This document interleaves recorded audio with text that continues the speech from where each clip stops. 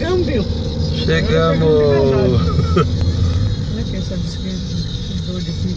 Já passamos de 100 mil quilômetros. Aqui, Vitor.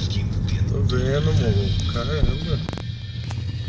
Nossa, mas porque que a gente vai reto do nosso apartamento, né?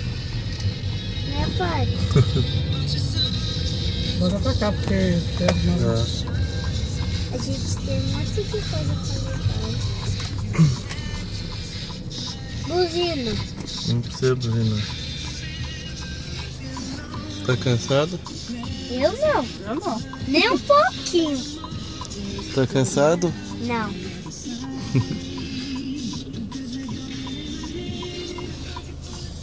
Tá lendo o quê? Perdeu alguma coisa aqui?